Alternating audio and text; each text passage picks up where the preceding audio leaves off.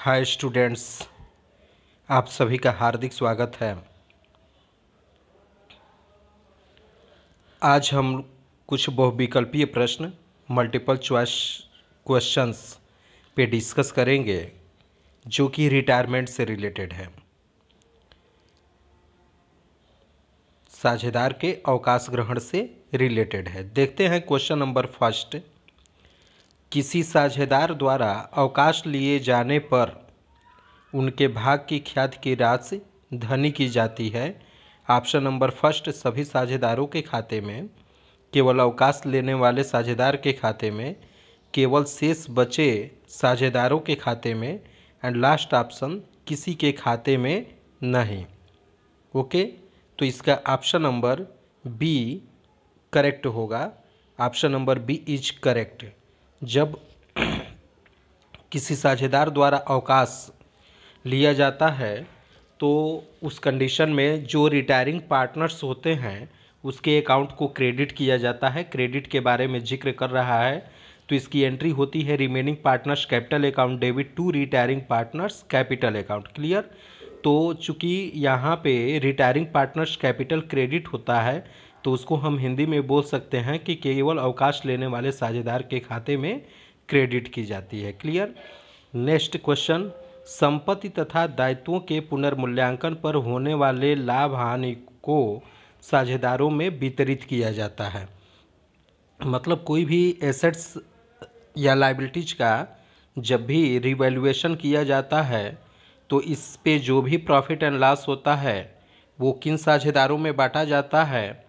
First लिखा है समान अनुपात में बांटा जाता है या वितरित किया जाता है, या लाभ हानि अनुपात में बांटा जाता है, या पूंजी के अनुपात में बांटा जाता है, या इनमें से कोई नहीं।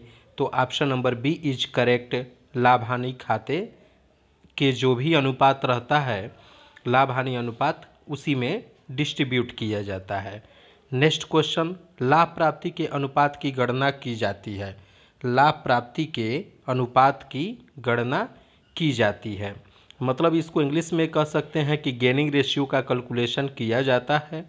फर्स्ट ऑप्शन दिया है नए साझेदार के प्रवेश पर, सेकंड साझेदार के प्रवेश तथा अवकाश लेने पर, थर्ड साझेदार द्वारा अवकाश लेने पर, एंड फोर्थ इनमें से कोई नहीं। तो option number C is correct, साझेदार द्वारा अवकाश लेने पर। जब कोई पार्टनरशिप फर्म से रिटायर करता है तो गुडविल के अमाउंट को ट्रीट करने के लिए गेनिंग रेशियो फाइंड आउट करते हैं, और गेनिंग रेशियो का फार्मूला होता है new profit sharing ratio minus old profit sharing ratio, या शार्ट में आप बोल सकते हैं कि gaining ratio is equal to new ratio minus old ratio. Clear. तो ये रिटायरमेंट की कंडीशन में ही फाइंड आउट किया जाता है। क्लियर।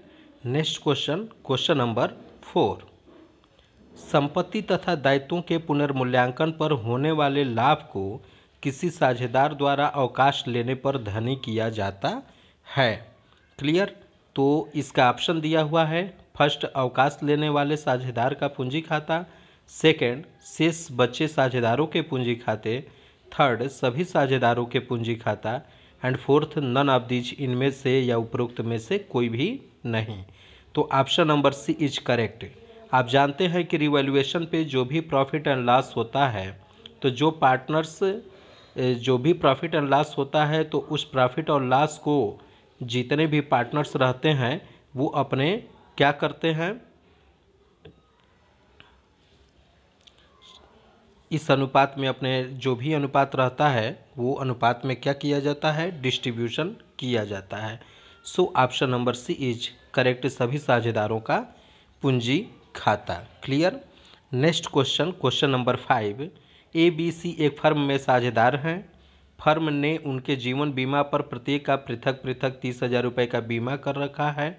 सी के मृत्यु पर उस दिन प्रत्येक पॉलिसी का समर्पण मूल्य 3,000 रुपये है। चूँकि आपका ये डेथ का क्वेश्चन दिया हुआ है और यूपी बोर्ड 2021 मतलब 2021 में डेथ से रिलेटेड क्वेश्चन आपके एग्जामिनेशंस में क्रिएट नहीं होंगे। क्लियर। 2021 के एग्जामिनेशंस में ये आपके डेथ से रिलेटेड क्वेश्चन क्रिएट नहीं होंगे। आपके बोर्ड एग्जामिनेशन 2021 में इससे नहीं आएंगे आपके क्वेश्चन, क्योंकि ये आपके आउट ऑफ सिलेबस कोविड-19 के कारण कर दिया गया है। अब नेक्स्ट क्वेश्चन पे देखते हैं क्वेश्चन नंबर 6। ए, बी तथा सी 5, 4 और 3 के अनुपात में लाभ हानि को बांटते हुए साझेदार हैं। सी के फर्म से निवृत्त होने पर, निवृत्त मीन्स होता है अवकाश ग्रहण या रिटायरमेंट होने पर, से साझेदारों का नया लाभ हानि विभाजन अनुपात क्या होगा। क्लियर। तो हम इसमें देखते हैं कि आपके जैसे इस क्वेश्चन में पार्टनर दिया हुआ है, 3 पार्टनर है ए, बी, सी, और कौन रिटायर हो रहा है, ये सी, ये रिटायर हो गया, तो इसको हटा दीजिए, ख़त्म हो जाए। तो बाकी कौन बचा, ए और बी बचा, और इसका रेशियो क्या है 5:4। क्लियर। तो यही आपका option number A is correct, 5:4, ये आपका ऑप्शन करेक्ट होगा। क्लियर। नेक्स्ट क्वेश्चन देखते हैं क्वेश्चन नंबर 7। अ, ब तथा स मीन्स ए, बी एंड सी 3:1 के अनुपात में प्रॉफिट और लॉस को डिस्ट्रीब्यूट करते हुए एक फर्म में पार्टनर हैं। ब के फर्म से निवृत्त होने पर शेष साझेदारों का प्राप्ति अतिरिक्त लाभ का अनुपात क्या होगा। आप जरा देखेंगे कि इस क्वेश्चन में 3 पार्टनर हैं ए, बी एंड सी, और ये बी रिटायर हो गया। जो ये बीच का पार्टनर आपका दिया हुआ है 3:2:1 जो रेशियो था, बी रिटायर हो गया, तो बी को हटाने पर ए और क्या बचेगा, सी बचेगा। क्लियर। तो ए का अनुपात क्या है 3 है एंड बी का अनुपात क्या है 1 है, तो option number B is correct, 3:1। Clear. Next question देखते हैं क्वेश्चन नंबर 8। सोहन के अवकाश ग्रहण करने पर उस देय राशि 21,500 रुपये बनती है, निम्न खाते में हस्तांतरित कर दी जाएगी अथवा रख ली जाएगी। फर्स्ट सोहन का ऋण खाता, सेकंड सोहन का वार्षिक खाता, थर्ड अन्य साझेदारों के पूंजी खाते एंड फोर्थ सोहन के पूंजी खाते में। तो इसका option number A is correct. आप जानते हैं कि जब कोई रिटायरिंग पार्टनर रिटायर करता है तो उसकी बैलेंस की अमाउंट को या तो कैश अकाउंट में ट्रांसफ़र कर सकते हैं, तो आप टू कैश या टू बैंक के माध्यम से शो कर सकते हैं, या बिल्स के माध्यम से भी पेमेंट कर सकते हैं, तो या आप उसके अमाउंट को लोन अकाउंट में ट्रांसफ़र करेंगे। तो जो पार्टनर रिटायर हो रहा है, चूँकि सोहन रिटायर हो रहा है, तो सोहन का जो भी कैपिटल का लास्ट का क्रेडिट बैलेंस बच रहा है उसे आप सोहन के ऋण खाता में ट्रांसफ़र कर देंगे। तो option number A is correct. Clear. Next question, question number 9। Clear. किसी साझेदार के फर्म के अवकाश ग्रहण करने अथवा मृत्यु होने पर कोई भी साझेदारी साझेदारी फर्म से अवकाश ग्रहण करता है या उसकी मृत्यु होती है तो पुरानी साझेदारी समाप्त हो जाती है, पुराने फर्म समाप्त हो जाता है, फर्म और साझेदारी दोनों समाप्त हो जाती है, न तो फर्म और न साझेदारी समाप्त होती है। तो option number A is correct, पुरानी साझेदारी समाप्त हो जाती है। जैसे कोई पार्टनर रिटायर करता है तो उस कंडीशन में जब रिटायर करेगा तो बाकी पार्टनर तो काम को करेंगे ही करेंगे, तो जब काम को करेंगे तो वो फर्म मीन्स बिजनेस को या फर्म को आगे वो कैरी कर लेंगे। लेकिन उनके बीच में जो 3 पार्टनर्स, मान लिया जाए कि ए, बी और सी 3 पार्टनर हैं, अगर बी रिटायर हो जाए तो उनके बीच में पार्टनरशिप का डिसोल्यूशन होगा, न कि पार्टनरशिप फर्म का। तो option number A is correct, पुराने साझेदारी समाप्त हो जाती है और जो पार्टनर बचे रहेंगे वही आगे बिजनेस को कैरी करेंगे और फर्म बना रहेगा। Next and last question, question number 10।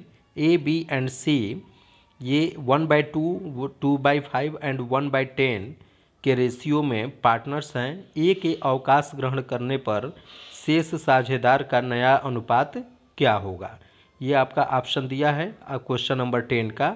तो आप देखेंगे कि क्वेश्चन नंबर 10 में ए, बी, सी है 1/2, यहाँ पे आपका 2/5 है, इनके बीच में ये रेशियो आपका दिया हुआ है, और ये है आपका 1/10।